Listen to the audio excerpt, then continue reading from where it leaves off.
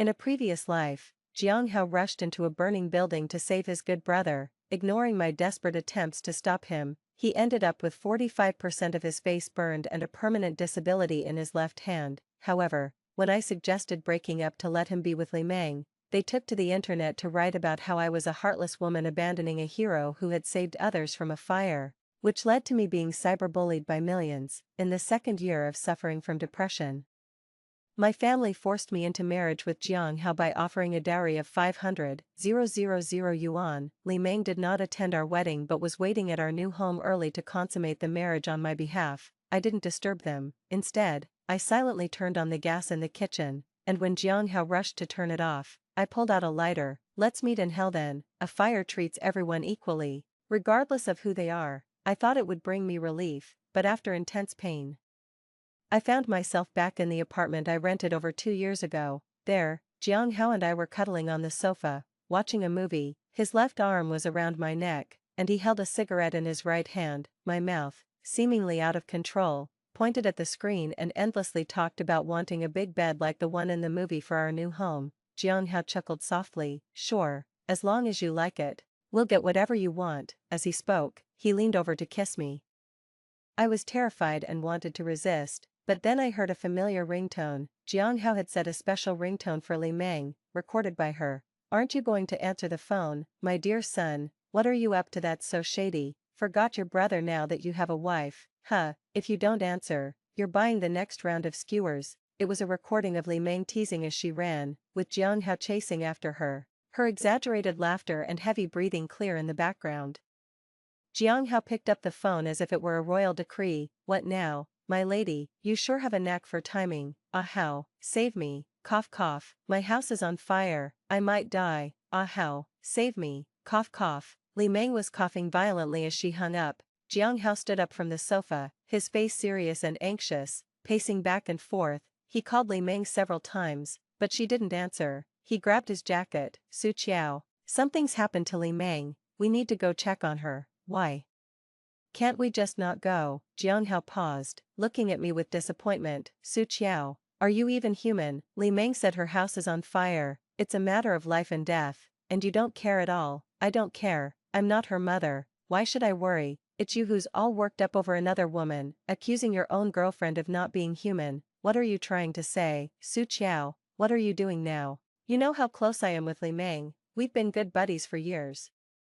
You should pick your moments. Jiang Hao, what if I forbid you from going? Jiang Hao scoffed and turned to leave. As he was changing his shoes at the entrance, I spoke again. Jiang Hao, I'm giving you one last chance. If you go to Li Meng today, we're breaking up. From now on, you can be with Li Meng, just don't come looking for me. Jiang Hao replied, break up, just because my brother needs me. Su Qiao, you've really shown me what it means when they say brothers are like limbs. Women are like clothes. If I ever face trouble in the future, I don't know if you would come, but I know for sure that Li Meng would. So today, I must make sure she's safe. If you want to break up, then let's break up. But remember, the problem lies with you, not me. I have a clear conscience. After saying that, he turned and rushed out of the front door. Seeing both elevators occupied, he sprinted down the stairs instead. We live on the 7th floor.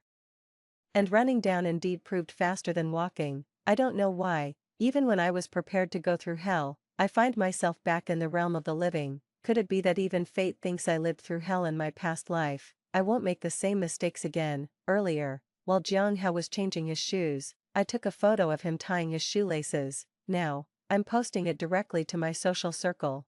You run to her in the shoes I bought you. Making the past 3 years of my life seem like a joke. Every time it's the same, a single call from her. And whether we are kissing or hugging, you'd stop everything. Whenever she commands, all our plans get scrapped. 3 years in a relationship, loving you so humbly, even though I'm the official girlfriend, I always felt secondary, like a spare tire filling the void in your heart whenever she doesn't need you. We were even planning the decor for our new house, yet a call from her. And you left me behind again, 3 years by your side, and all I received was an if you want to break up, then let's break up. I even started feeling cheap. Enough is enough. All the demeaning things I did for you, I'm taking it all back today. I've paid the rent until next month and settled this quarter's utilities. You'll need to learn how to handle these going forward. Don't forget, I know you have no experience renting on your own. Since I met you, You've wanted to start your own business, never worked a day, and probably don't have much savings, so I chose to move out, leaving everything in the apartment for you. After all, this place reeks of you, and I can't stand it anymore. I just hope from now on we can go our separate ways and never disturb each other again. Jiang Hao, I genuinely wish you and Li Meng happiness and a long-lasting love. Love her well and stop using the guise of being good buddies to hurt innocent girls. The hardships, tears, and grievances I've endured over these 3 years, don't let another girl suffer them. Jiang Hao, lovely Meng well, I wish you happiness. It takes about 15 minutes to drive from my place to Li Meng's. I must make every second count during this time, posting about my breakup with Jiang Hao because of his best buddy Li Meng across all my social platforms, letting everyone know. Besides the last photo I took of him changing his shoes, there are also screenshots of our chats. Over 3 years, Jiang Hao and I argued countless times because of Li Meng. He stood me up more times than I can count for her sake. It seems whenever I had a date planned with Jiang Hao, Li Meng always had some crisis. I posted 8 screenshots on WeChat where Jiang Hao apologized for standing me up because of Li Meng. Then on Weibo, I posted 18. After that, I quickly packed up some essentials, dragged my luggage downstairs, and took another photo for my social circle. Goodbye. No matter how hard it is to let go. During the years I was cyberbullied, I never understood why it had to be me who suffered. Later, I thought maybe it's because Li Meng knows how to speak, to show vulnerability, to cry, to talk about emotions. She would die for Jiang Hao's happiness, so this time, let her be the one to personally bring him happiness. I took a taxi straight to the airport and bought a ticket for tonight's flight to Yunnan. Having just broken up, I was devastated. Traveling to clear my mind seemed reasonable, right? As soon as I landed and turned on my phone, it was bombarded with messages. I was flooded with over 99 notifications. Jiang Hao's idiot friends were shamelessly texting, Su Qiao.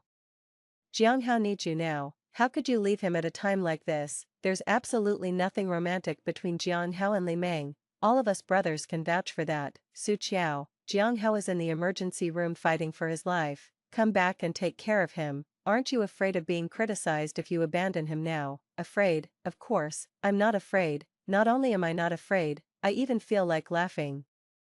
I ignored those messages and then saw many voice messages from my best friend. She started by cursing Jiang Hao. Damn, you finally broke up, sister. Jiang Hao is such trash. I told you he was no good, and that Li Meng, what a bitch, thinks she can rely solely on her male best friends. Disgusting. You were so naive to pay his rent and utilities for so many years. A dog would have been better to keep than him. And you left the house to him. Why should you? He doesn't even deserve a doghouse.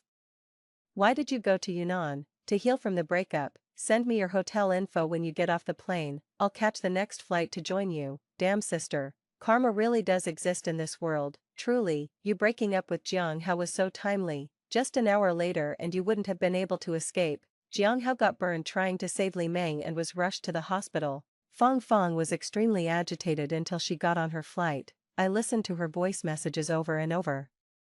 Alone in my hotel room, tears streaming down my face, because in my past life, when I was alone, unsupported, and tortured by depression to the point of wishing I were dead, she was the only one there for me as always. She didn't know how to comfort me, and at that time I had completely closed myself off, not allowing anyone near, so she would often send me voice messages, share her experiences as if nothing had happened, treating me like a normal person. In my past life, when I died, she was probably still single, had bought a camper van, traveled with a big yellow dog, and became a travel blogger with over 1 million fans. She must have been busy, had many friends, taken many ads, and seen many sights, but she still messaged me, sent photos, let me see the roads she traveled and the views she saw. Ciao ciao, you should have come with me, you would have loved it. That was what she told me the most. Her consistent attitude towards me, her understanding and support from start to finish, her years of friendship amidst the overwhelming unjust criticism and moral coercion, were as fine as spider silk, yet capable of bearing immense weight. It was the only ray of light that pierced through my dark world. I still fear crowds, even though those people aren't blaming or cursing me online anymore,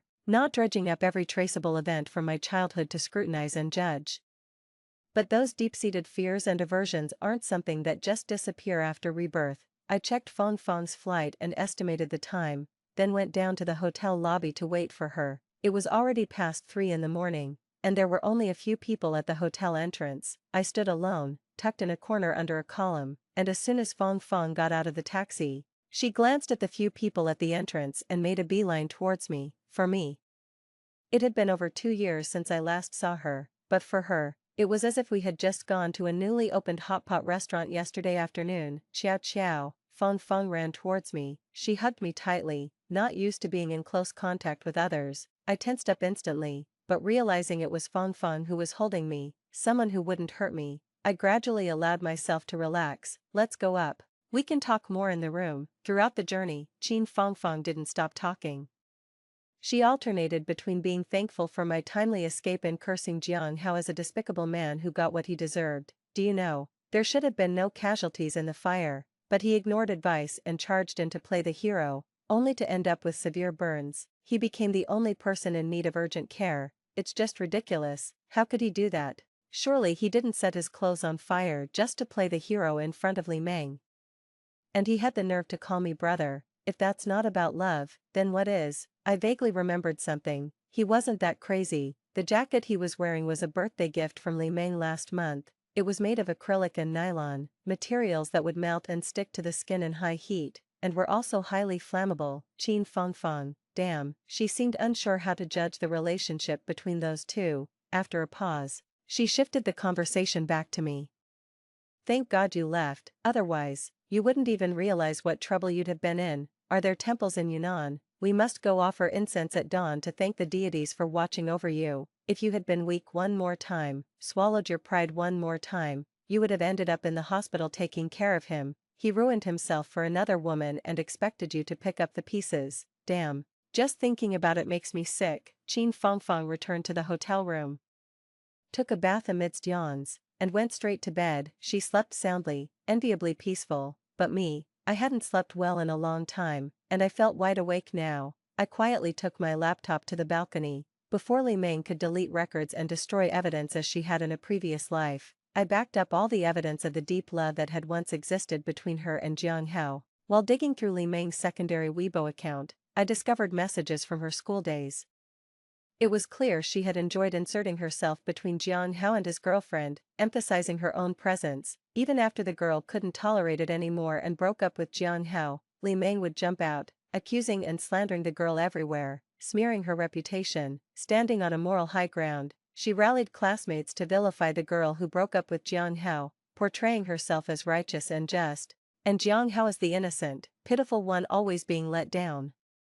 The ex-girlfriends, in Li Meng's narrative, were monstrous and deserved disdain. All their friends, almost everyone they knew, were expected to join her and Jiang Hao in ostracizing these women, or else they were no better. No wonder in a past life, she easily incited an online mob against me, even though she was the one Jiang Hao had risked his life to save. She managed to clear her own name and morally blackmail many into believing I should stay with Jiang Hao unto death. It turns out she had mastered these tactics since her school days, perfectly honed. The more I uncovered, the more I realized that this secondary account was actually the truest reflection of Li Meng's past persona. She was brash and arrogant, like a little gangster, looking down on other girls. Her mantra was, "I'm basically one of the guys, not at all like those girls. I can't hang out with them, girls don't like me, I can only befriend boys." In college, when she wanted to reinvent her image, she switched accounts. This secondary account, used only to document her and Jiang Hao's supposed brotherly love and other close friendships, was meant to disgust her defeated foes. Here, the defeated foes specifically refer to Jiang Hao's ex-girlfriends, filled with boastful and provocative posts, almost as if saying directly, "I'm posting this for you to see. Please come and envy me." Last month, during Jiang Hao's birthday, even though I was also there, all the photos that Li Meng posted either omitted me or showed just half of my face tucked away in a corner, like an unfamiliar passerby. She even posted a photo of herself trying on clothes with Jiang Hao, effectively painting a picture without me in it. It looked as though a wife was tidying up her husband's clothes as he prepared to leave the house. The two of them were close together, all smiles, gazing at each other affectionately. Haha, Fong Fong was right. One might say, if this isn't love, then what is? This account really has it all. I even stumbled upon Li Meng's QQ number from her student days, something I didn't even know in my past life. Seeing the content she left behind and the praises sung by others in the comments, her QQ number seemed quite special, not something just anyone could add. People in the comments were desperately pleading for a spot in her friends list. As if appearing on Li Meng's list was a great honor, a symbol of status. Following through on QQ, I found that entering her space required answering a question. The question was, who is lousy? Considering the nicknames her friends used in their interactions with her on Weibo, I typed in Meng Yi and got in. The last comment on the message board in her space was from 5 years ago. From those messages, it felt as though Li Meng had established some sort of cult, with her classmates worshipping her religiously. Opening her space's albums and videos, I finally understood that the so-called worship stemmed from fear. They desperately flattered her, seeking her approval. Terrified by her cruel methods towards those she disliked, she had shamelessly recorded and boasted about her bullying during her student days, getting lost in the calls of Meng Yi from her cronies. As a girl, she even secretly took photos of her classmates changing in the girls' dormitory and uploaded them directly to her space. With a group of male classmates, she objectified several developing girls, blatantly calling them derogatory names. In her comments section, someone even specifically requested photos of the class beauty, and Li Meng, without hesitation, posted photos of the class beauty changing. I clicked on that boy's profile, increasingly familiar. Wasn't that Jiang Hao from our school days? I felt so disgusted I wanted to vomit. I finally understood why there was always such a proud, close bond between Jiang Hao and Li Meng, even boasting about it to their own girlfriends. Their revolutionary comrades-like friendship, irreplaceable intimacy, was built layer by layer on the tears and humiliation of many girls. When Qin Fengfeng woke up, I was still busy on the computer, not even noticing when the sun had risen. It was already broad daylight. Qiao Qiao, what are you doing? You didn't stay up all night, did you? There's dew in your hair. Qin Fengfeng handed me a cup of hot water and then helped me dry my hair with a towel. Seeing the content on my computer screen, she paused, sat next to me, and with a look of frustrated care said, "Why do you still bother with those two? Why do you still read their messages? You and Jiang Hao have already broken up. His death is none of your business." Su Qiao. Not all girls are as lucky as you, protected by divine powers, able to turn away before falling into a pit. If you dare go back to Jiang Hao, even God can't save you. No, I don't plan to get back with Jiang Hao. I just feel that since he loves Li Meng so much, and would do anything for her, they really should be together. This spectacular love story should be known to everyone. Su Qiao, are you out of your mind? Why do you care about them? Isn't that just asking for trouble? Are you a saint? How much bullying and suffering have you endured because of them, and you still have the mood to appreciate their love? What's wrong with your brain? Even Maria isn't as saintly as you. Qin Fengfeng's words nearly awakened my conscience, which had been crushed by a brutal online bullying incident. Of course, I am no saint. There are no saints in hell, only devils. After clicking send, I closed my laptop. Let's go have breakfast. You said you need to go offer prayers early, Qin Fengfeng. I do need to light some incense, praying for some divine help for your misguided mind. After the ceremony is over, we'll head back. No, why go back? You didn't even bring any luggage, not even a change of clothes. You just showed up with that small bag. What will you do if we don't go back? Didn't you bring a big suitcase? I can just wear your clothes. You're not disgusted by that, are you? Of course not. I don't mind at all. If you like them, you can have them. Good. That's more like it. Qin Fengfeng was insistent on taking me out to distract me, clearly not wanting me to return to Jiang Hao at this time. She knew that once I went back, many people would act pitiful in front of me on Jiang Hao's behalf, employing every tactic to force me to stay by his side and take care of him. They only cared that Jiang Hao needed someone to look after him now, that he was a hero, that he shouldn't be abandoned. They didn't care why I, Su Qiao, should be responsible for him, or why I should endure the humiliation of picking up after a man who risked his life for another woman. If Jiang Hao had truly loved me wholeheartedly over these 3 years, and not consistently prioritized Li Meng's needs over mine, if it had been me trapped in that fire, if he had risked his life to save me, no matter if it resulted in burns or disfigurement, I, Su Qiao, would willingly take care of him for life, without a single complaint. But as he said, he believes Li Meng would sacrifice everything for him but doesn't trust me. Therefore, if it was Li Meng in that fire, he would definitely go, even at the cost of his own life. If it was me in the fire, at most he'd stand in the crowd and tell me not to panic, and if he remembered to call the fire department, I'd consider him considerate. It's even possible that if Li Meng called him at that moment, he would leave, and later justify himself by saying, "The firefighters were already there, what could I do? You're fine, aren't you? Li Meng needs me." It's ironic just to think about it. I can already imagine his exact expression and tone. "I really don't understand, why must he torment other girls? Why can't he just be with Li Meng directly? These two are insane, unable to confront them in person."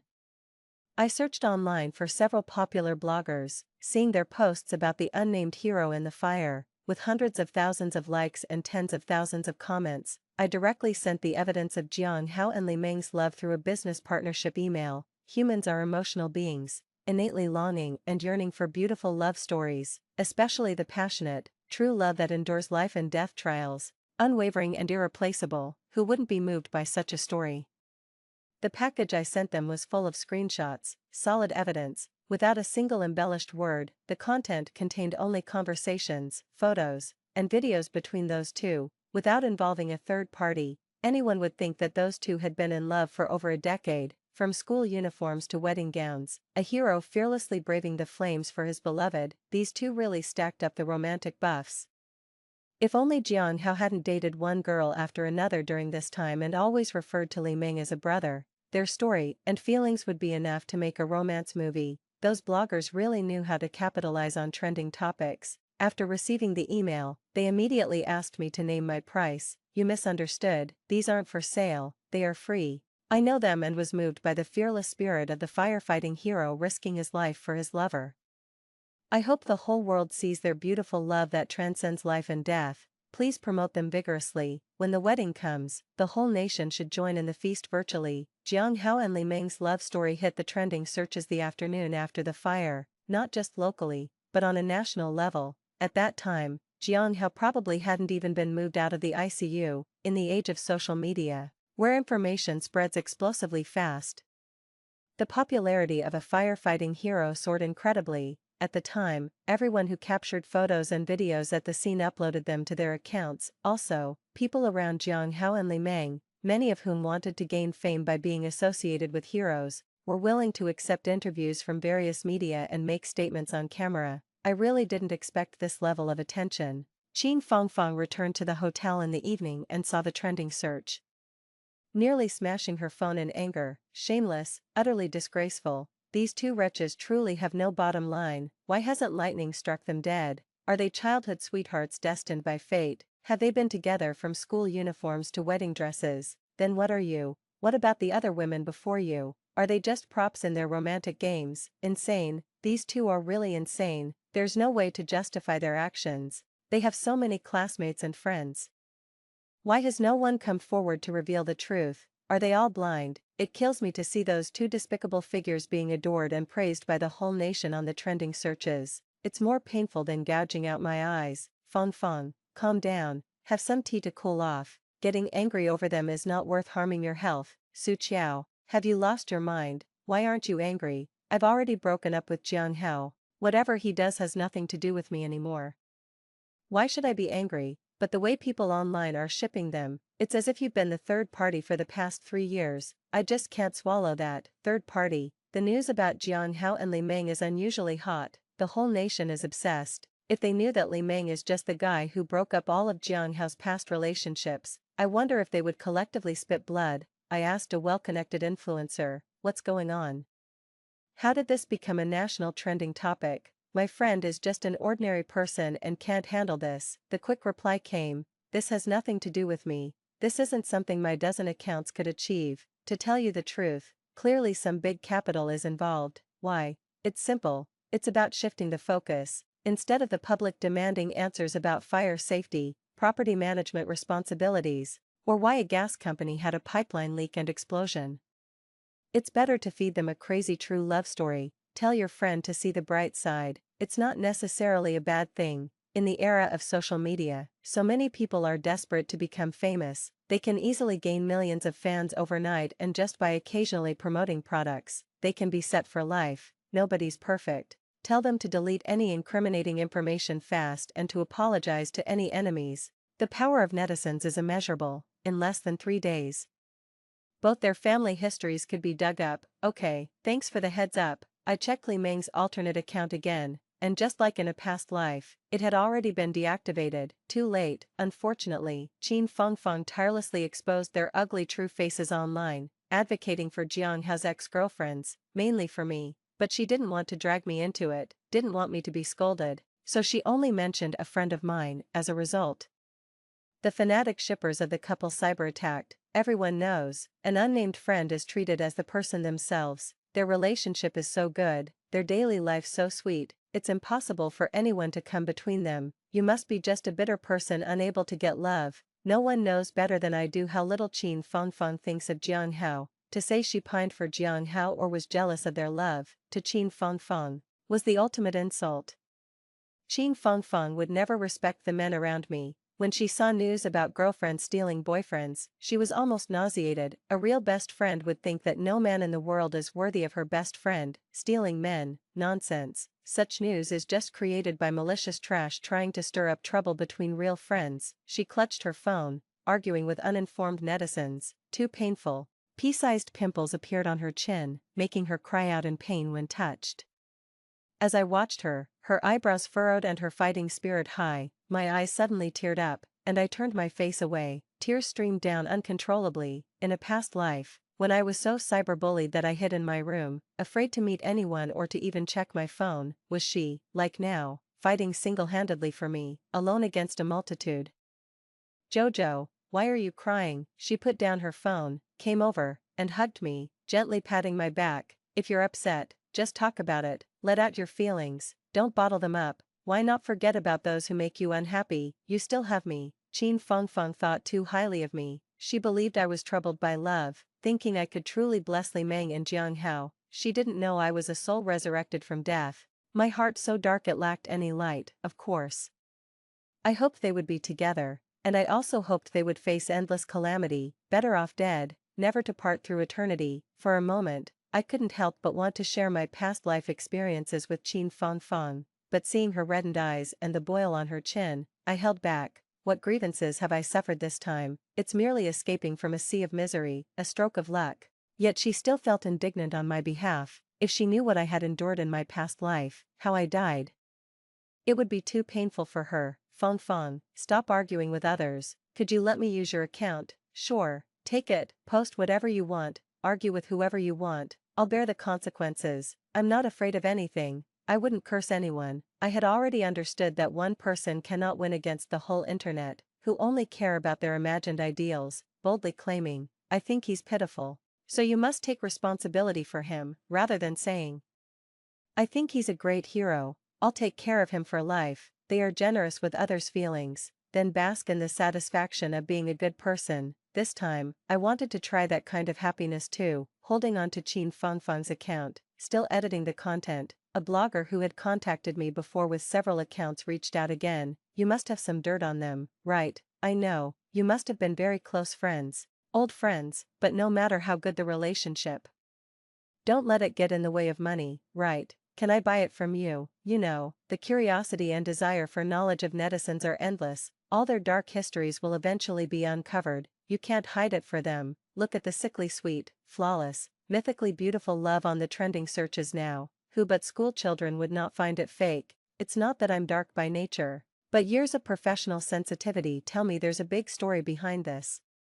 Could you leak some first-hand info? If your conscience bothers you, just point me in the right direction, and I'll search myself. I have the means to choose what gets published. If netizens uncover it themselves, they won't be considerate towards you. Heh. Seeing him previously advising me to tell those two to delete their dark histories and apologize to their enemies, I thought he was truly moved by their love, overwhelmed by kindness. Turns out, he was just trying to scam me, to see if he could trick me into revealing something. After waiting several hours to no avail, he couldn't wait any longer and revealed his true intentions. Using Qin Fengfeng's account, I published the content I had edited, consisting of a gallery of over 20 images, all capturing Jiang Hao and Li Meng badmouthing Jiang Hao's ex-girlfriends. Li Meng really liked to boast by sharing screenshots of her and Jiang Hao mocking his girlfriends. Now she's reaping what she sowed. So Li Meng was never the legitimate girlfriend. Jiang Hao had multiple relationships. The proof is irrefutable.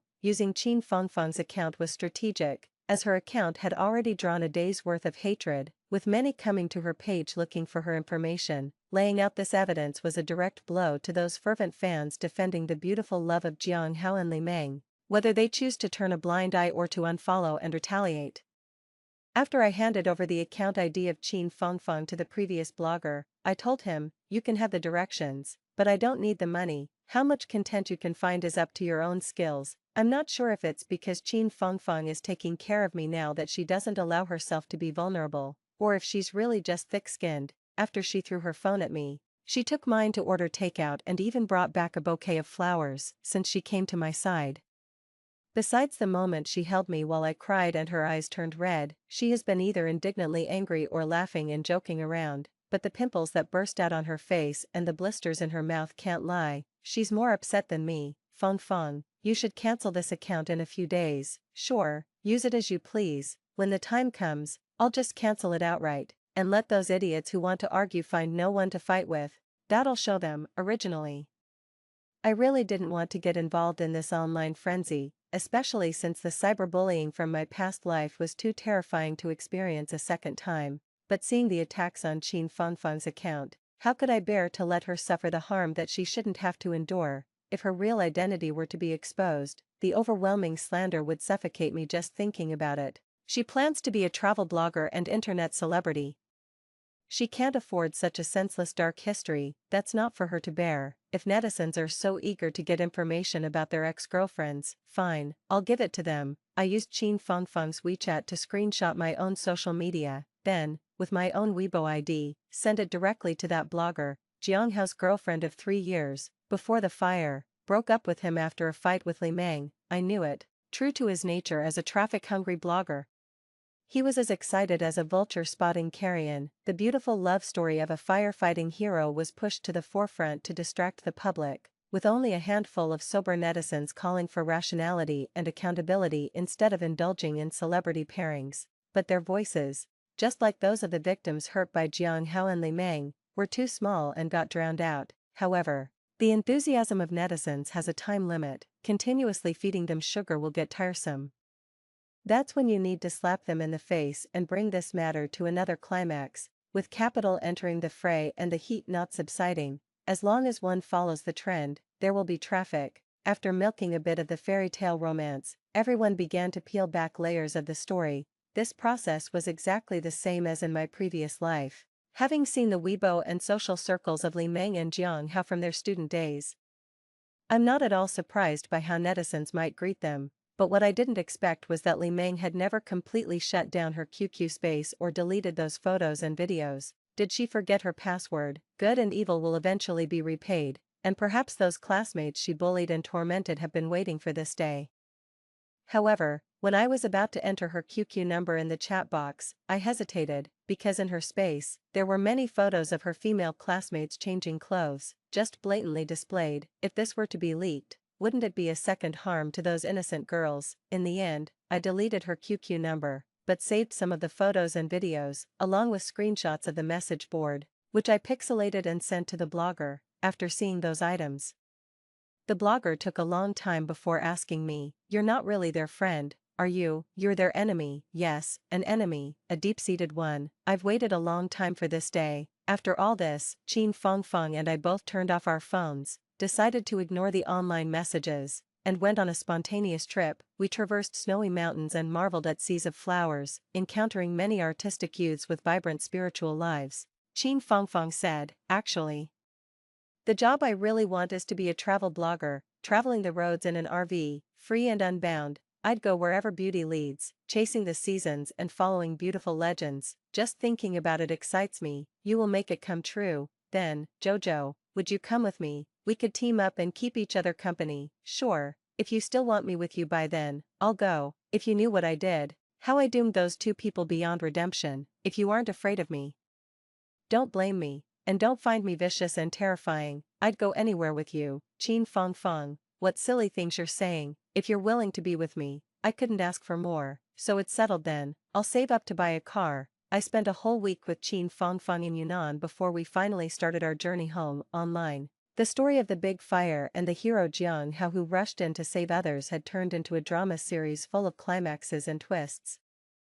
The so-called love that shares life and death turned into a trashy tale of a scumbag and a perennial mistress persecuting an innocent girl. The blogger was right, the power and curiosity of netizens are endless. They dug up more dirt than I, who have lived a lifetime, could have managed. They not only exposed Jiang Hao and Li Meng but also those who testified on the internet that Jiang Hao and Li Meng are just like siblings, without any romantic feelings. Whatever Li Meng posted was filtered and meant for viewing, but what those people posted on their accounts didn't need Li Meng's approval, especially those things from their school days. Anyone would feel a pang of sympathy for the classmates she bullied. There were even legal organizations willing to offer free legal aid to those classmates, encouraging them to sue Li Meng and Jiang Hao's bully gang, though it's likely they would only get an apology, with little chance of compensation. But it marked a significant event, a warning to other kids not to think that underage bullying has no consequences. A dark past can follow you for life. Now you may revel in arrogance, but sooner or later, you'll deeply regret it. After the incident, Li Meng tried numerous times to add me as a friend, but I never accepted. She bombarded me with messages from her and her brother's phones, hysterically screaming at me to come back and take care of Jiang Hao, claiming I was his real girlfriend. Hilarious, the whole internet knows I'm his ex, and you're his true love of many years, although some called me manipulative, suggesting my breakup post insinuated that Jiang Hao was jobless, mooching off me. So what? Yes, I was being manipulative on purpose. Every word I said was true. Jiang Hao's family is wealthy, he prides himself on being self-made and claims he won't take a penny from his family. I supported him for 3 years, and still, his friends thought I was the gold digger. Why shouldn't I let everyone know his true face? I went to see Jiang Hao in the hospital. Qin Fengfeng adamantly refused to go and rolled her eyes as she went home. At the hospital, Li Meng, who hesitated to enter the ward, lit up when she saw me as if seeing a savior. She rushed at me. Su Qiao, you're finally back. Please check on Jiang Hao. He needs you. Before her hands could drag me into the ward, I fiercely slapped her face. With a loud smack, the onlookers around us fell silent. All eyes on us. In a past life, by now she would have already hidden away, using the shock and injuries from the fire as an excuse, leaving only me to tend to Jiang Hao. Everyone took it for granted, thinking I should be the one to do so. This time, it was her turn, and rightfully so, wasn't it, Li Meng? Are you even human? Jiang Hao was willing to die for you, and what are you doing now? Are you looking down on him? Who does he need more, me or you? Don't you know, his girlfriends come and go. But Li Meng remains constant. Was that just a joke? Before he went to see you, I tried to stop him, I even threatened to break up with him, but he chose you without hesitation, fearless even of death for your sake. Why aren't you by his side in the hospital? Are you planning to run away? Li Meng, one must have a conscience. A good man like Jiang Hao, who is so devoted to you, you won't find another like him in your lifetime. I admit defeat, I bless you both, I'm begging you. Please don't abandon him at this time, he needs you, Li Meng. He became like this because of you. If you despise him and leave him, wouldn't that be worse than death for him? You can't do this, Li Meng. When a man is at his lowest, the last person he wants to see is his ex-girlfriend. I won't go into the hospital room. Please take good care of him, Li Meng. You two are childhood sweethearts, meant to be together. Your love will surely last forever. I sincerely wish you both well. As I turned to leave, Li Meng lunged at me desperately, grabbing my hair and tearing at my clothes, looking even more ferocious than when she bullied her classmates in those videos. However, before she could scratch my shoulder badly, she was pulled away. What are you doing? This is a hospital. Stop it or I'll call the police. No, it shouldn't be like this. Su Qiao, it should be you. You should be with him. You go. You are his girlfriend. Not me. Only then did I notice something was different. The burn scars on Li Meng's left arm were gone. She had emerged from the fire unscathed, without a single injury. Her eyes showed more defiance than fear, ignoring the current public opinion and the fact that Jiang Hao and I had broken up, stubbornly believing that I should be the one by his side. Suddenly, it occurred to me, could it be that she too had been reborn? How wonderful, that's fantastic, heaven has eyes. I knew we would meet again in hell, watching Li Meng being held back. I raised my hand and made a motion as if lighting a lighter, which others might think was just me using sign language to thank her, but only Li Meng understood what I meant. She looked at me in horror, her mouth slightly open, her face pale, her body trembling. Yes, that fire brought us all back. I was reborn too, so why should I be manipulated by you again? It's really nice to see you again, reborn Li Meng. I asked the doctor and found out that this time Jiang Hao's facial burns reached 70%, his left ear was completely destroyed by the fire, and his left eye was nearly blind, needing eye drops dozens of times a day. His back was severely burned too, requiring skin grafts. This looked much worse than before. How could this be? If Li Meng was also reborn, ensuring she was unharmed, how could she let Jiang Hao end up so severely burned? She must think that no matter what happens to Jiang Hao, I would eventually take over, and it wouldn't concern her. So, you're completely disregarding Jiang Hao's welfare now. Great. Enjoy the surprise you prepared for yourself. Online, a video and photos of Jiang Hao, covered in flames and carrying Li Meng wrapped in a blanket as they rushed out of the building, are wildly circulating.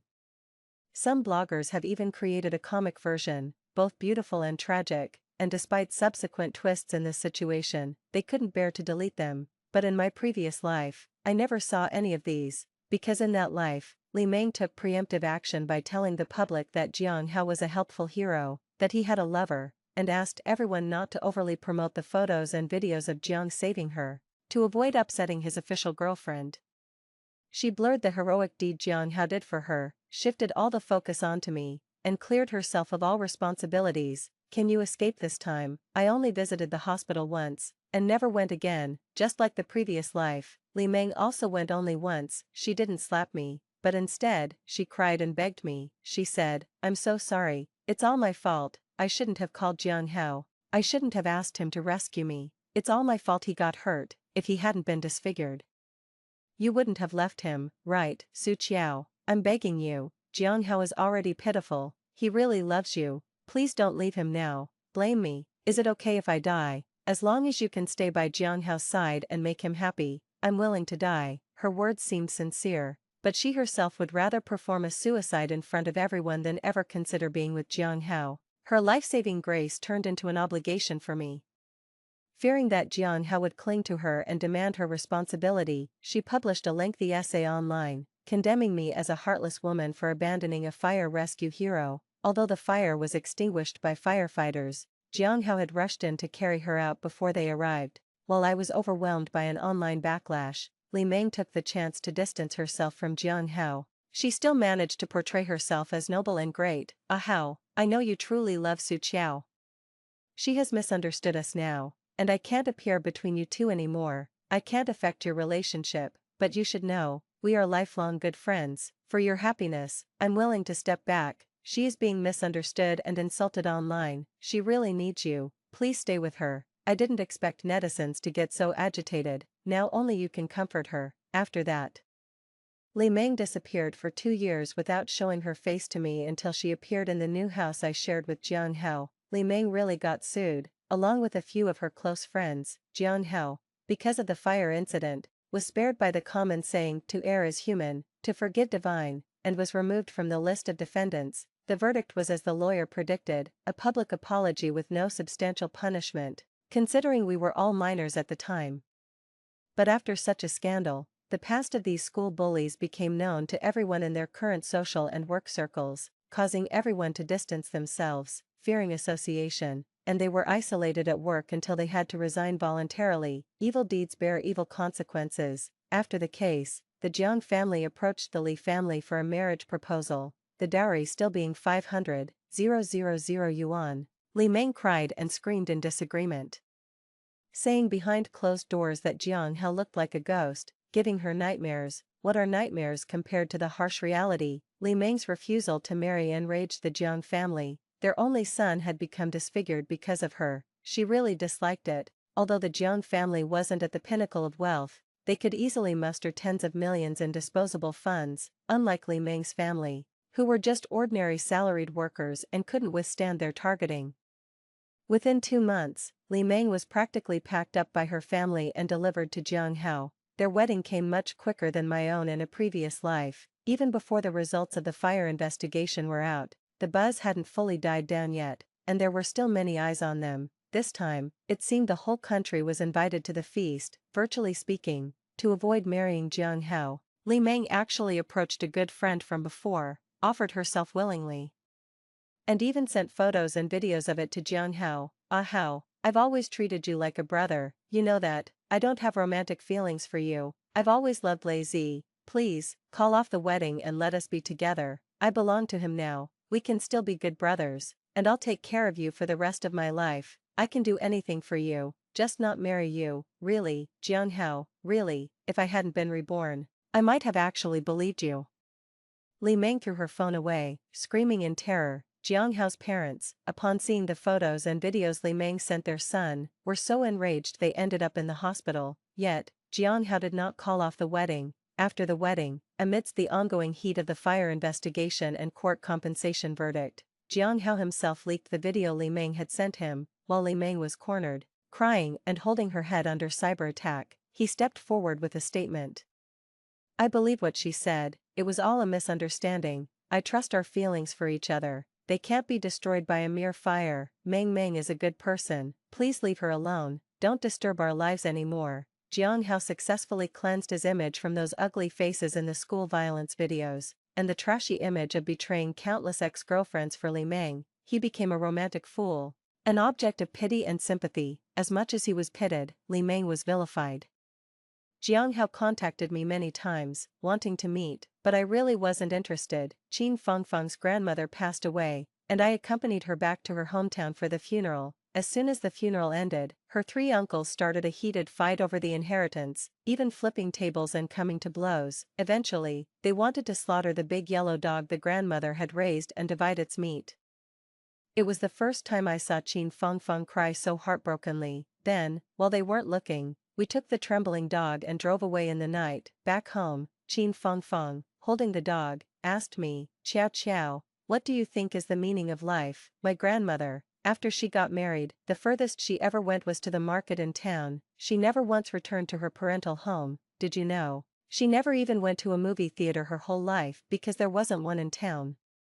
I once wanted to bring grandmother to live with me, to show her the big city, but my uncles refused, blaming me for being thoughtless. I don't understand, grandma was so good to me when I was a child, why can't I take care of her and show my filial piety? Later, I realized they preferred grandmother to suffer with them rather than enjoy comfort at someone else's house because of the inheritance. They feared grandmother would be swayed by my kindness and secretly give me things. They seem so nice usually, but why are their thoughts so filthy? Why is that? Qiao Qiao, let's go traveling, shall we? I no longer want to stay in one place, and I'll soon have saved enough money to buy a car. Feng, can I tell you a story? That night, the two of us and a dog sat on the edge of the bed, talking endlessly. The dog and I didn't cry, but Qin Feng cried throughout. Why didn't you tell me earlier? Qiao Qiao, how could you be so foolish? How could you dare? The fire must have been so painful. Qiao Qiao, Qin Feng hugged me, crying heart-wrenchingly. She looked at me, but she was crying for the departed Su Qiao she never knew. Her face was a mask of anguish and helplessness. If it weren't for the good soundproofing of the apartment, I would have been afraid that her neighbors might call the police in the middle of the night. I contributed half of the money, and together with Qin Feng, we bought an RV. We deactivated our old social media accounts, changed our phone numbers, and set up new social media profiles, determined to become two qualified travel bloggers. Before we set off, I went to meet Jiang Hao. He wore a cap and a hood, his face hidden behind sunglasses. He didn't look as frightening as one might expect, and I had long grown accustomed to the scars on his face. Why have you always wanted to see me, Su Qiao? I'm sorry, it was my fault in the past. Is that why you're here? Just to apologize, I want to tell you, I regret it. I know you tried to stop me back then, even threatening to break up with me to prevent me from getting hurt, but now you see, it was all my own doing. Li Meng was reborn before me. When I entered, she was already wetting the blanket. In her previous life, she injured her hand because the blanket wasn't wet enough. This time, she would rather delay and let the fire grow bigger, ensuring I got more severely injured while she made sure to wet the entire blanket and even drenched herself in the bathroom. Not caring whether I lived or died, I watched him calmly. As he described the scene, his body couldn't stop trembling, filled with regret and hatred so intense it seemed almost tangible enough to flip the roof. But inside, I felt nothing. So, you were reborn too, that's really good news. But I must clarify one thing, I never intended to save you. The way I decisively broke up with you, leaving precise evidence and timing of our breakup, moving out overnight and traveling out of province, it was all to save myself, to sever ties with you. So, Please don't flatter yourself. I always felt that a world where only the victims are reborn is cruel to the reborn. Why should only the victims experience it twice? If the past is unknown, how can one truly aim for a deep revenge? The perpetrators know nothing, feel victimized by revenge.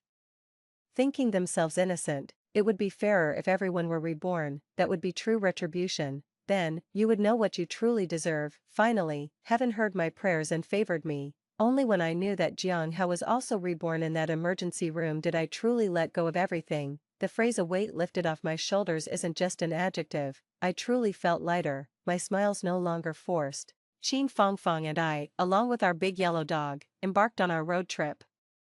Our country is magnificent, its landscapes vast. This life, this journey, surely will not be in vain. Story 2, returning to my high school days, I accidentally bumped into the man who would become my future husband. At that time, he was still a carefree young master and teased me, saying, "I like beautiful women with big chests, slim waists, and long legs. You, looking like a sprout, don't stand a chance." I nodded in understanding and replied, "You're blocking my way to the top student." Later, rumors spread throughout the school that I was dating this top student. He was upset and cornered me, threatening, "Qin Wan, if you dare to date early, I'll break your legs." It wasn't until university that the top student confessed his feelings for me. The man who once favored curvaceous beauties ended up sweeping me off my feet, pinning me beneath him, seductively coaxing, "Sweetheart, would you like to try what it's like to be with your husband at 20? I stumbled into a warm chest.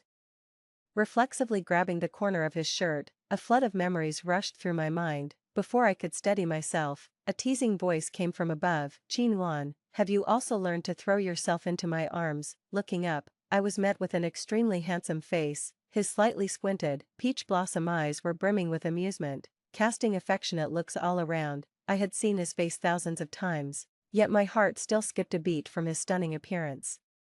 His name was Lu Yi, my husband, or rather, my husband from a past life. "Aren't you letting go? Do you like me that much?" Unfortunately, he paused mid-sentence, giving me a mocking glance. "I like beautiful women with big chests, slim waists, and long legs. You, looking like a sprout, stand no chance." Indeed, I was never his type, so much so that in our previous life, even after over a year of marriage, he never touched me. I let go of his shirt, frowning as I took a few steps back.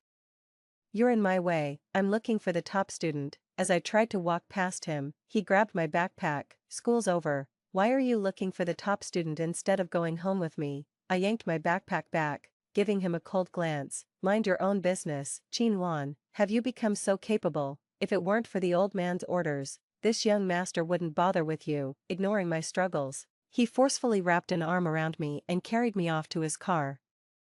I was so angry that my face turned red, pushing him away. "Stay away from me." He slightly raised the corner of his eye, deliberately leaning in closer. "Did you take the wrong medicine today? You're like a little pufferfish, so temperamental." Seeing that I ignored him, he chuckled lightly and hooked my chin with his finger. "Are you upset now? Don't touch me." I swatted his hand away and turned my face toward the car window. I recalled the scenes from my past life where he flaunted his affairs. A voluptuously figured woman looked at me with mocking eyes. Can your plain figure ever arouse Lu Xiao's desires? Then, she casually pulled down her neckline, revealing ambiguous love bites. Have you ever seen his wild side in bed? In that moment, I felt nauseous. My marriage to Lu Yi originated from a drunken joke about a match between our families. We were young then, and both sets of parents were still alive. After my parents died unexpectedly, the Lu family took me in. Unexpectedly, Lu's father, a man of his word, pressured Lu Yi to marry me after we graduated from university. Perhaps due to the pressure, Lu Yi didn't refuse. And I wasn't against the marriage either. After all, I was vain, and Lu Yi was undeniably handsome. Even without love, just having him as eye candy was a pleasure. I thought I could overlook his philandering, but reality proved otherwise, and deep down, I realized I genuinely liked him. I actually liked a scoundrel. This realization was something I couldn't accept, so I immediately asked Lu Yi for a divorce and moved out of the Lu household without delay. As the car drove on, I was aimlessly unsure of where to go, until a truck coming from the opposite direction hit me. And I woke up back in my high school days. The first thing I faced was Lu Yi mocking me about my bean sprout-like stature, hitting my sore spot once again. Perhaps because I was a premature baby and often sickly from a young age, my development lagged behind my peers. I always appeared much younger than my age, even though I was taken back to the Liu family 3 years ago and received meticulous care. My physical development still hadn't caught up with others my age. Alright, it's all my fault. Have some milk to cool off, Louis said, handing me a bottle of milk with a tone of coddling a child. I was so angry I wanted to smash the milk bottle on his head. Whether it's the Louis now or 6 years later, he is equally annoying. He kept pestering me with chatter, playing with a lock of my hair as he spoke. When I finally couldn't control myself and kicked him towards the other side of the car window, he suddenly told the driver to stop by the roadside. As the car window rolled down, I heard Louis whistle towards someone on the sidewalk. Hey goddess, need a ride? Looking sideways, I saw Jiang Ruan, dressed in a black leather skirt and carrying a guitar case, exuding a distinct personality. She was the campus goddess of University A, and Louis often visited University A to pursue her. Despite his poor academic performance, he boldly claimed he would get into University A for her. Jiang Ruan didn't notice my presence in the back seat and was about to open the car door. Louis pointed to the front passenger seat. Goddess, please sit in the front. My little friend here is throwing a tantrum and won't let me get close. Jiang Ruan turned her head towards me and nodded with a smile. Once she got into the car, Louis's attention was completely drawn to her. All I heard were his compliments about Jiang Ruan. He commented on how pretty her skirt was and how nice the little braid by her ear looked. Indeed, Jiang Ruan was beautiful, fitting all of Louis's aesthetic preferences. Unfortunately, in a previous life, Louis couldn't decide on his own marriage, and his dream of marrying the goddess was thoroughly shattered. Jiang Ruan had joined an off-campus band, where she was the guitarist. They were scheduled to perform at a pub tonight. She invited Louis and me to watch their performance. I politely declined, using the excuse that I needed to go home to study, but Louis disagreed and irrationally dragged me into the pub. All you know is studying, you're becoming a nerd, he said, facing Louis, who was already 1.8 meters tall. I felt as powerless as a little chick. Other than calling him a dictator, I had no way to fight back. After we sat down, Jiang Ruan left for backstage preparations. After a few soft love songs, it was Jiang Ruan's band's turn. Different from the earlier sentimental tunes, their sound instantly electrified the venue. Even I couldn't help but be captivated. Jiang Ruan on stage, playing the guitar, was immensely charismatic. When a girl acts cool, boys really can't compete with her. I had to admit, Louis had really good taste. Jiang Ruan was someone even I admired. A hand waved in front of my face. Are you staring because she's that good looking? Yes, very cool. I brushed Louis's hand away and applauded enthusiastically for the performance. Am I cool too? I rolled my eyes at him as a response to his vanity. Louis clicked his tongue and shook his head. You've seen nothing yet. Let me show you what cool really is. As the current performance ended, he stood up and walked towards the stage, whispered something to the drummer, and then took his place. Under the spotlight, he winked at me as if to say, watch this. Radiating a mix of roguish charm and wildness, he effortlessly whipped the entire audience into a frenzy with his drumming. People in the crowd began to scream and take photos. That guy on the drums is way too handsome. Even Jiang Ruan couldn't help but look on with admiration. As we were leaving, Louis walked backwards in front of me, a smug expression on his face. How about that? I'm way cooler than those professional musicians, right? With a face like mine, I'd be a top-tier celebrity in the entertainment industry. Louis. Jiang Ruan followed us out, her voice still slightly breathless. Louis stopped and turned around, his eyes twinkling with amusement. What's up? Jiang Ruan approached him, seemed about to say something, but hesitated upon seeing me. You guys talk, I'll head to the car first. I considerately gave them some space. From the car, I watched the two of them under the dim streetlights, standing face to face. Jiang Ruan tucked her slightly messy hair behind her ear, her cheeks tinged with shyness. She clenched her fist, gathering courage, and the next second, she tiptoed and kissed Louis on the cheek. My eyes widened slightly, my heart squeezed by an invisible hand. Louis suddenly looked my way, even though I knew he couldn't see me. I guiltily averted my gaze like a thief. When I got back into the car, Louis casually wiped his face. You didn't see anything just now, did you? Nothing. He seemed relieved and ruffled my hair. Why do you still seem unhappy? Are you still mad about my joke earlier, calling you a sprout? I pulled his hand away, not wanting to deal with him. After a quick dinner at home, I retreated to my room. I pulled out my exercise book, but the unfamiliar problems made my head hurt, and I eventually closed the book and went to bed. My mind was a haze, filled with jumbled memories that seemed about to burst my brain. Gradually, my entire body felt like it was in a furnace. My bones burning painfully. In my blurred consciousness, I seemed to see Luya's face, twisted and frightening. He reached out to hold me, and I stared at his cheek, starting to cry in irritation. I pushed his face away in disgust, but he moved closer again, so I scratched at his face wildly. He restrained my hands and held me close, his voice by my ear both anxious and restrained. "Sweetie, please be good, okay? We'll go to the hospital and you'll feel better." When I woke up, I was lying in Luya's arms, feeling sore and weak. He encircled me from behind, holding my hand as he clipped my nails. I didn't move, just quietly watched his actions. When he finished with the last nail, I moved my head and looked up at him. His handsome face now bore several scratch marks. "Luyi, can you be my brother?" He placed a hand on my forehead. "Silly, haven't I always been your brother?" A sense of security instantly filled the emptiness in my heart, like grabbing a lifeline. Perhaps in a past life, I was mistaken. Being family suits us better than lovers. After this realization, even looking at Luyi was more pleasing. I sheepishly pointed to the scratches on his face. "Did I do that?" He helped me sit up against the bed headboard and opened a thermos on the table. He scooped up a spoonful of porridge and brought it to my lips. "Who else would dare touch my face but you?" I gave a sheepish smile and apologized. I reached for the spoon to feed myself, but he moved it away. "Don't move around, you are my ancestor now." If the old man knew I hadn't taken good care of you, he'd almost come through the phone to smack me. I have no idea how he manages to be so well informed even from abroad. There must be a traitor in the family, daring to tattle on me. Listening to his complaints, I suddenly felt the urge to laugh. It's a blessing to have a second chance at life. This time, I will definitely find my own happiness. After recovering from my illness, I threw myself into my studies. In addition, I began to drink milk and eat nutritious meals actively each day, while persisting with exercise. I believed that with my efforts, I would develop better than in my previous life. When Louis saw that I had signed up for yoga at the gym, he also enrolled in basketball. Usually, at this time after school, he would have already been gaming on his computer. After some thought, I advised him, "You don't have to exercise just to accompany me.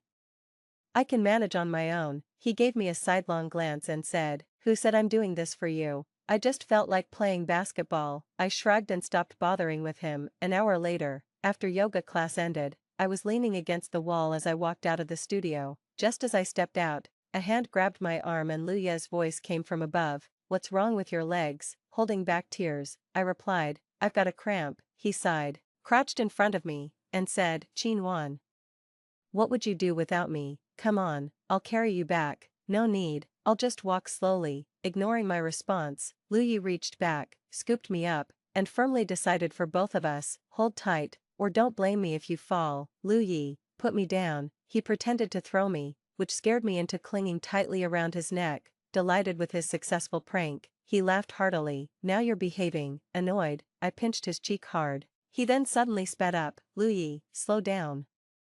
I'm scared, say something nice." "Luyi is the kindest person in the world." "Luyi is not nice at all, he's the most unreasonable person there is." This was my first thought when he accused me of puppy love. A week ago, after a dismal score on a pop quiz, I approached Yan Zhao from the next class, hoping to discuss my academic issues with him. After all, he was known for his excellent grades and was both patient and good-tempered. His way of explaining things was easier to understand than the teacher's, and I had consulted him before, so I sought him out again without hesitation. After flipping through my test, Yan Zhao gave me a strange look. "Did you intentionally mess up? You weren't at this level before." I gave an awkward smile. I hadn't touched high school material in years. How could I not be rusty? "What if I told you I went to sleep and forgot everything I knew? Would you believe that?" He neither agreed nor disagreed, simply bowing his head and starting to explain the questions. This went on for a week. As a thank you, I occasionally brought him some treats. Over time, rumors started circulating. People said I was feigning ignorance, using tutoring as a pretext to chase after Yan Zhao. Some even took photos out of context and posted them on the campus forum. A moment where I was quietly asking him a question by his ear was captured as if I was kissing him. A photo of me leaning on his chair was portrayed as if I was resting on his shoulder. When I was unaware of these images on the forum, Luyi suddenly appeared, with a face full of anger. He yanked me up from my seat next to Yan Zhao. "Luyi, what are you doing?" My hand hurt from his grip. His strength was immense, and I couldn't break free. After being dragged out of the classroom, Lu Yi pulled me into an empty classroom and trapped me between his arms, his voice fierce, "Qinwan." My heart softened a bit, despite my frustration. "How long are you going to keep up this act?" He looked genuinely upset. "I'm not acting, you were being overbearing. And I just want you to understand boundaries," I replied, holding the warm cup in my hands. "Okay, I get it, I'm sorry for overreacting. Let's not end the day like this, alright." He leaned against the door frame, looking more vulnerable than usual. I took a sip of the milk, feeling the warmth spread through me. "Fine. But you need to learn to trust me more, and stop jumping to conclusions." He nodded slowly. "I'll try, I promise. Can we go back to normal now?" I sighed, not fully convinced but exhausted from all the day's drama. "We'll see. Good night, Lu Yi." He smiled, a hint of relief in his expression. "Good night, Qinwan." He pulled back, finally removing his foot from the door as he closed it gently behind him. As I sipped the milk, I realized that despite our quarrels, there was a part of me that still appreciated his concern, however misdirected it might have been. Tomorrow was another day, and hopefully, it would be less eventful. I froze for a moment. When my parents were still alive, that was how they called me. After their passing, I withdrew into myself for a long time. Having just been taken in by the Liu family, I was very cautious and hardly dared to speak. At night, I would hide under the covers and cry, closing my eyes. I would see the scene of them leaving me. Crying would always lead to fevers and sickness. Lu Yi somehow learned this nickname, and he would always use it when I was ill. He'd coax me to take my medicine and get my injections, and it was only during those times that he acted like a truly caring big brother, remembering how he took care of me in the past. I silently took the cup of milk from him. "This won't happen again." His eyes lit up, and he immediately swore. "I promise I'll always trust you unconditionally from now on." Knowing he had upset me, Lu Yi became especially attentive. The next day, the young master surprisingly didn't stay in bed. Instead, he got up early to wake me and even went as far as to squeeze the toothpaste for me. After I finished washing up, he mysteriously guided me to sit in front of the vanity mirror. "Today I'm going to do your hair." I was almost scared to death when I heard this. "What, did you take the wrong medicine?" He clicked his tongue. "You don't trust me." I've actually spent a long time learning, a grown man learning to do hair. Thinking about his flirtatious and frivolous nature, I wasn't surprised. It was probably another skill he picked up to make girls happy. I thought he meant a simple ponytail when he mentioned doing my hair.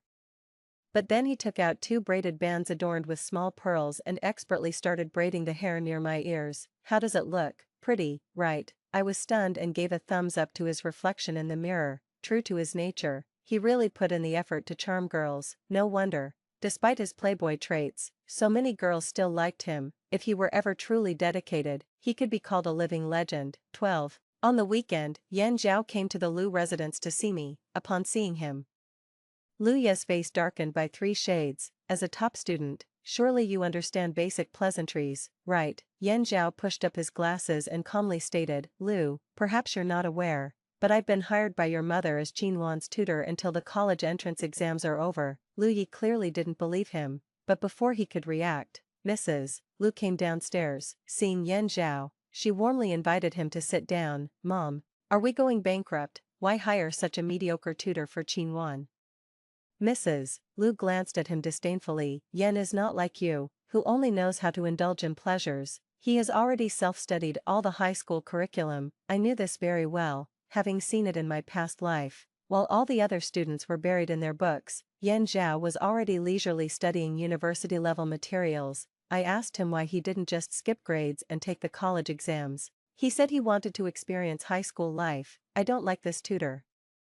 "Get another one," Lu Yi grumbled. Mrs. Lu elegantly sipped her coffee. "It's not for you to decide, as long as Nuan Nuan likes him. If you don't want to study, go out and play with your friends. Don't stay home and disturb Nuan Nuan's studies." "Mom, am I even your real son?" I've been wondering the same thing. "In what ways do you resemble your father and me?" Seeing Lu Yi defeated, I secretly chuckled. After greeting Mrs. Lu, I invited Yan Zhao upstairs to the study. Not long after we closed the door, Lu Yi followed, seemingly having a sudden change of heart, declaring that he wanted to study with us. Yan Zhao and I exchanged glances, not taking his sudden interest too seriously. 13. After forcefully inserting himself between me and Yan Zhao, he devised a new study method. If I had a question, Yan Zhao would explain it to him first. And only after he understood it would he explain it to me. He claimed, this way, the knowledge will stick better. I leaned heavily on the desk and sighed, Lu Yi, wait until you understand before explaining it to me. The dish has gotten cold, who are you looking down on? I'm not stupid, I just don't want to study. Indeed, Lu Yi wasn't bluffing, he was the kind of person who got it right away. Watching Lu Yi explain the problem to me, I felt like the world was turning upside down. He tapped my head with his pen. Are you daydreaming while I'm explaining this to you? It was quite a moment.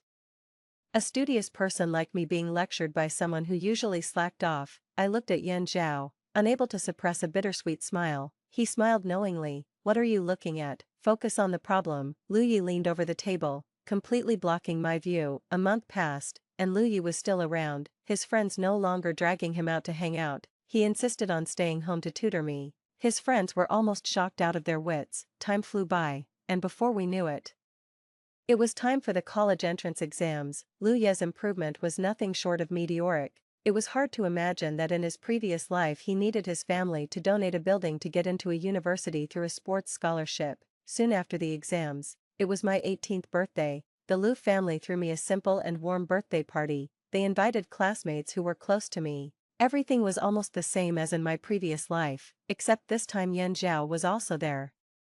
After the dinner party, I walked them to the door. Yan Zhao, lingering at the back, presented a small gift box to me, a birthday gift. I hope you like it. I was pleasantly surprised. I thought those books you gave me were the gift. Isn't it more surprising to lower your expectations before giving the real gift? I couldn't help but laugh. Indeed, his presence was the biggest surprise of all. He was the unexpected that I had anticipated. Open it and see. If you don't like it, I'll get you another. I wondered what a top student would gift. My curiosity piqued. When I opened the gift box, I almost burst into laughter. Do you think it's tacky? I shook my head with a smile. No, I love it. After all, who wouldn't like gold? Yan Zhao laughed too. There are two ways gold can form. One is from the death of massive stars in the universe, and the other is from the collision of neutron stars.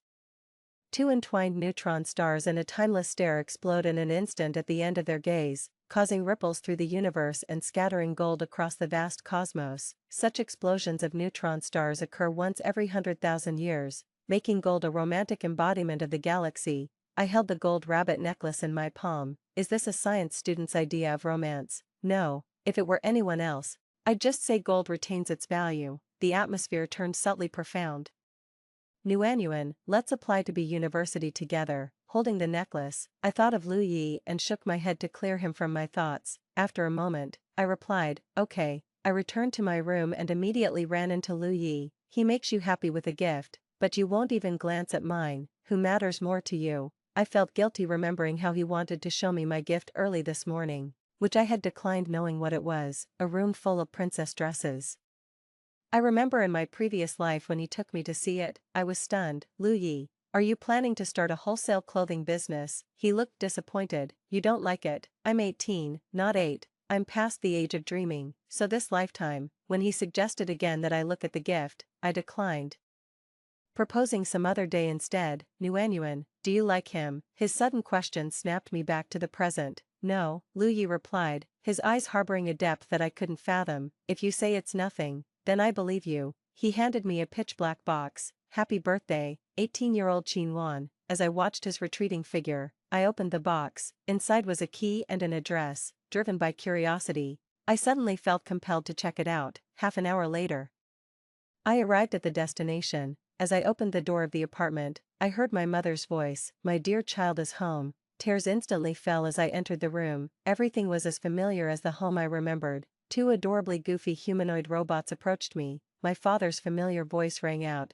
all grown up at 18, and still crying. My dear, I burst into laughter amidst my tears and followed them to the dining room. The room was filled with balloons, flowers, and photos of me from childhood to the present. On the table was an unlit birthday cake. A projection appeared on the wall, displaying videos of my childhood birthdays up until I was 8. In the video, my parents sang happy birthday, and I made a wish with my eyes closed. My dad playfully smeared cake on my nose, and I screamed, opening my eyes to smear some back at him, laughing joyously. What did you wish for? My mom asked. Naively, I said, I want to be daddy and mommy's little princess forever, with endless princess dresses to wear. My heart skipped a beat as those blurry memories became clear. I had forgotten I ever made such a wish. Reflecting on the past, it seemed like every birthday wish had come true, except for this year's, which couldn't be fully realized. Thinking back to when I was 18 in my past life, Louis had filled a room with princess dresses for me,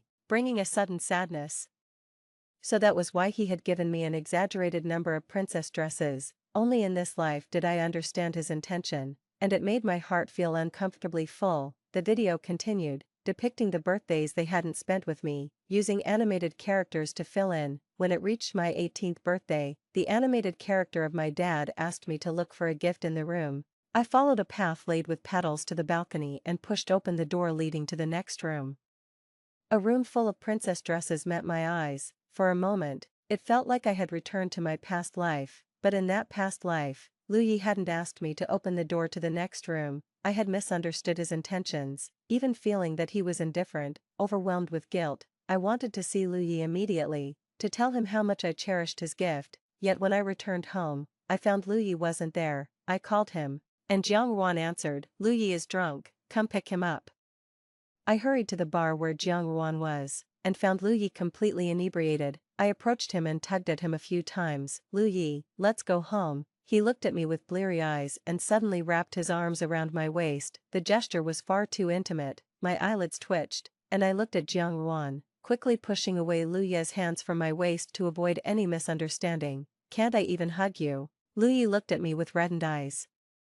"What about when you were sick and clung to me?" he added, overwhelmed. I raised my hand to cover his mouth, fearing he would say something more suggestive. I tried to clarify to Jiang Ruan, "Don't listen to his nonsense." Jiang Ruan looked indifferent. "Oh, I've known about these things for a long time." "You've known?" I didn't know whether to be surprised at her nonchalance or at how Louis shared everything with her. His brain might not be quite right. "You should have it checked," she suggested, just as I was about to respond to her personal attack. Once again I heard her say, "He was the one who said he liked me and wanted to pursue me, but it always ends up with me taking the initiative to ask him out. If he's not asking me to teach him how to braid hair, he's having me help him choose dresses." I said I wanted to date him, but he wasn't happy about it. He said he can't start dating early as it would lead me astray. Is he just teasing me? These words once again overturned my understanding. Didn't Louis like Jiang Ruan? I even thought they were already together. 18. It took a lot of effort to help Louis back into the car. He kept ranting, "Qin Wan is a heartless traitor." Considering he was drunk, I decided not to argue with him. I tried to help him sit properly, but he pushed my hand away. "Go find your top student, don't bother with me." Since you only have eyes for him, I really started ignoring him. Then he began to look aggrieved, his eyes reddening. "Qin Wan, you're really heartless, truly leaving me to fend for myself. Haven't I been good enough to you? I worry about you getting cold when it's chilly, and overheated when it's hot. When you were ill and felt insecure, I held you all night long." My arms and legs went numb, but I didn't dare let go, wishing I could take your sickness instead. "Anything you glanced at, I hurriedly brought to you, fearing you'd lose interest if I was too slow. You casually mentioned once wanting a princess dress, and like a fool, I carefully selected them, saving for years until I filled a whole room, but you never even looked at them. Now that you don't need me anymore, you want to run off with another man. Don't think I didn't hear you planning to elope with him to University B, leaving Jiangqing. You're heartless. Why are you covering my mouth, afraid of me speaking the truth?" I insist on speaking, looking at the driver in the front seat.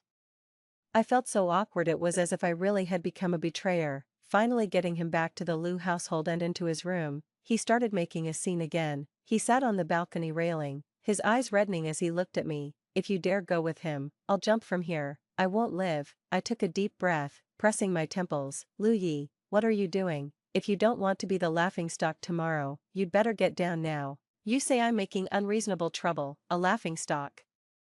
I'm already the biggest joke." For years I guarded against him as if he was a thief, yet you still flirted with him. You found me annoying for a long time, haven't you? I'm just in the way of your love talks. Fine, I'll die right now and let you be. I'll make it easy for you. "Louis, this is the second floor, you won't die from falling." I grabbed his hand to pull him down from the railing, but he shook off my hand and deliberately fell backward in front of me. "Louis."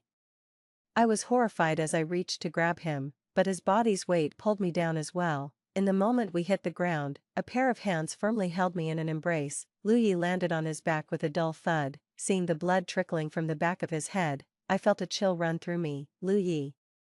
19. This drama ended with Lu Yi in the hospital. When he woke up, he seemed to remember the absurd thing he had done. Even when his parents scolded him, pointing fingers at him, he took it silently without talking back, seemingly much matured overnight. After they left, I sighed and looked at Lu Yi. I never realized before how much drama you could create. Was jumping fun? His response was to silently pull the blanket over his face, a complete picture of despair. I suddenly found it amusing again and pulled down his blanket. The gift you prepared for me. I went to see it last night, and I really liked it. Lu Yi, thank you for everything you've done for me. Do you really like it? You don't find it childish? I really like it, a lot. He not only fulfilled the wishes of my childhood but also those of my 18-year-old self. I had always longed for my parents to witness me growing up. Lu Yi made me feel as though they truly had been a part of my growth, never leaving my side. Do you like it more than the gift Yan Zhao gave you? Lu Ye's gaze was intense as he looked at me. My heart skipped a beat when our eyes met. His eyes were so mesmerizing. It felt like they were expressing love, even though he was just looking at me. I averted my gaze and nodded. So, are you still planning to apply to University B? He might not want to hear the answer to that question, I asked teasingly. If I apply to University B, are you going to jump off a building again? He turned his face away, ignoring me. Fortunately, when it came time to submit university applications, he didn't make a fuss anymore. But to my utter surprise, I received 2 acceptance letters from University B. Seeing Lu Ye's name on one of them confirmed that the courier hadn't made a mistake. I confronted Lu Yi with the letter. You applied to University B too, as you can see, he said with a smile. Why? I thought you always wanted to go to University A. What do you think? Lu Yi stepped closer, and I instinctively stepped back until I was cornered against the wall. He rested one hand beside my ear against the wall, leaning slightly towards me, his warm breath on my face. Qin Wan, why do you think I did it? Heat rushed to my face, and I turned to run. I don't know. His other hand blocked my path, trapping me completely between his arms. Haven't I made my feelings clear enough? I've been a fool for you. You surely don't think of me as a brother, do you? Isn't that what it is? I'm not your type. I used to think my ideal type had to be someone with a big chest, thin waist, and long legs. I thought these criteria were absolute, but they are only for those I don't love. When I fell for you, all those standards shattered. Qin Wan, I like you. Only you. My heart raced, filled more with disbelief than shock. Lu Yi, go play this game with someone else. Don't joke with me, or we can't even be friends. I'm not joking, I'm serious, but I don't like you, and I'm afraid to like you, because of a past life. He casually dropped the bombshell. I stared at him wide-eyed. You've returned too. Seeing him nod in acknowledgement, all the grievances in my heart spilled out. Since you also remember your past life, how can you say you like me? So liking me means constantly seeking other women. Lu Yi, you disgust me. Lu Yi wrapped his arms around me from behind, preventing me from leaving, his voice choked with emotion by my ear. There's no one else, there never has been. I've only ever loved you. I've never touched anyone else. All those other women were just a ruse. I didn't understand my feelings for you before. I thought my concern and possessiveness were just because I saw you as a sister, but later I realized it was different. So when the old man suggested we get married, I was happy.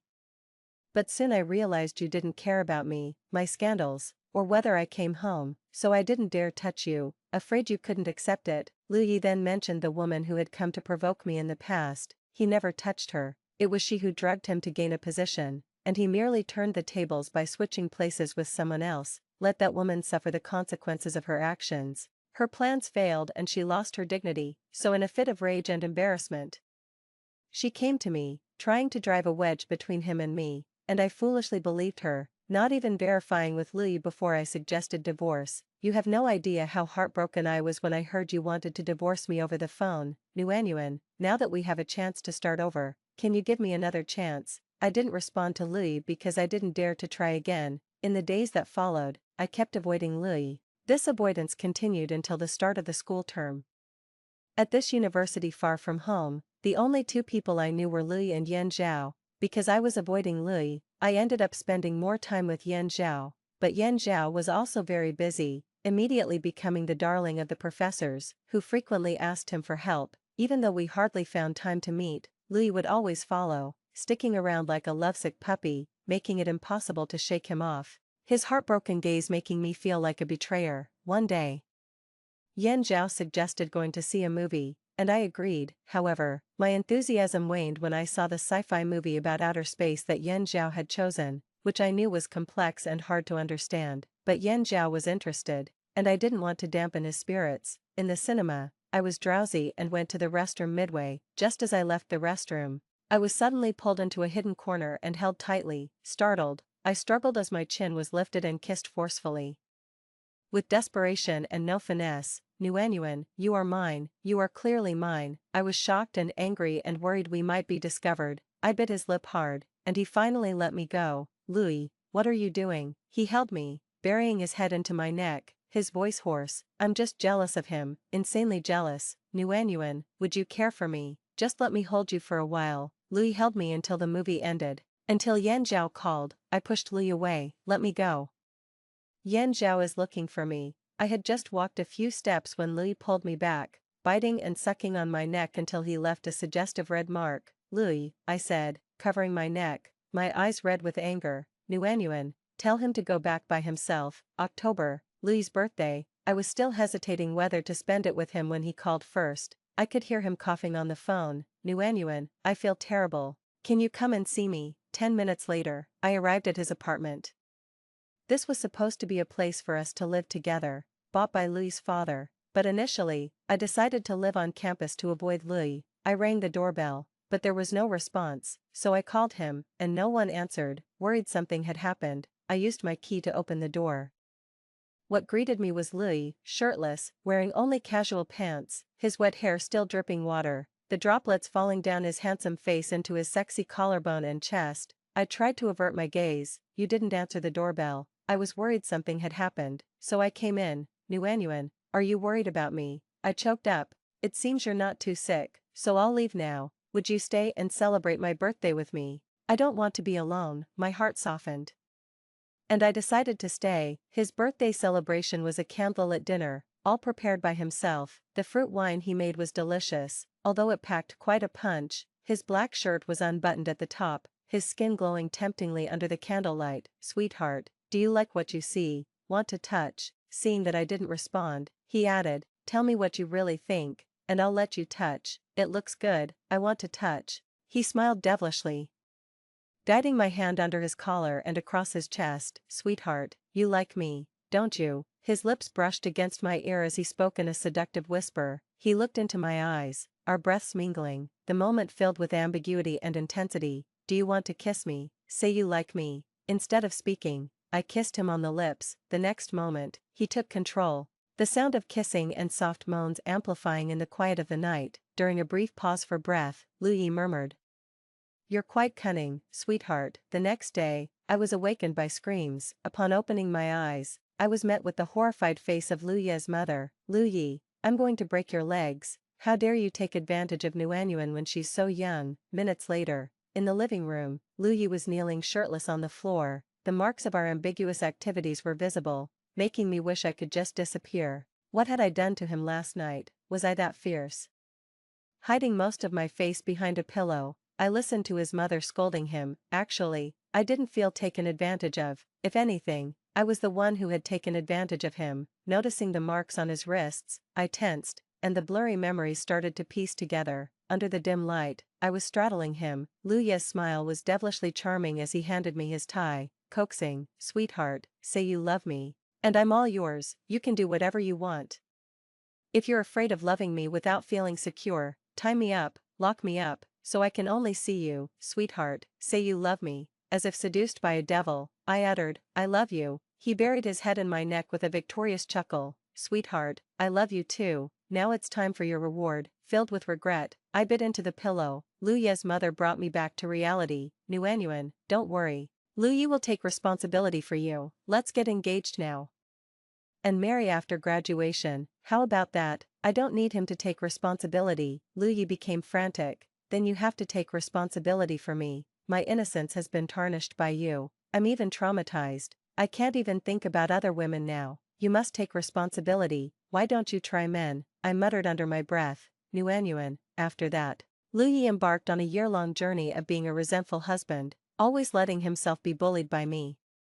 Then asking me for a commitment afterward, and if he didn't get one, he'd complain about being deceived by a heartless woman. It was truly a heart-wrenching, tear-inducing ordeal. Sometimes, in his madness, he would buy various locks for me, lock me up and love me. Okay, I'm truly all yours. What do I need to do for you to believe that? I'm a frugal person. He bought them, so it would be a waste not to try. Once I actually locked him up, he calmed down. Sweetheart, I knew you loved me.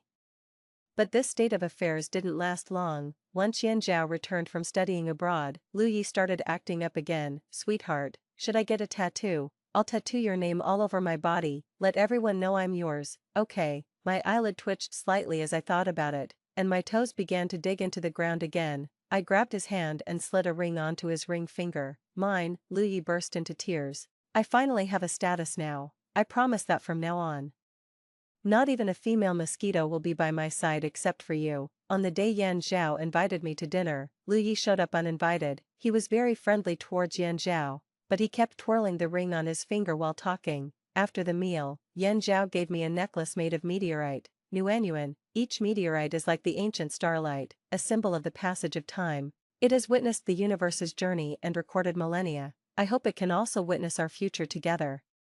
Nuanyuan, let's be together. Lu Yi stuffed the necklace back into Yan Zhao's hands. Classmate Yan, you'd better stay with your cosmic stars. Nuanyuan is mine. The next second, Lu Yi carried me away. Back at the apartment, on the bed, Lu Yi kissed me while playfully undressing me. Sweetheart, want to try what a 20-year-old husband feels like? I'll make sure you enjoy it. That joy lasted until the next morning. With one hand on my waist, his husky voice whispered in my ear, Sweetheart, your waist is so slim, I can't take it anymore. Get away from me. I cried out. Sweetheart, have pity on me. I've been celibate since my last life. Lu Yi's unrestrained joy angered me. Afterward, I locked him up. You might as well continue being celibate.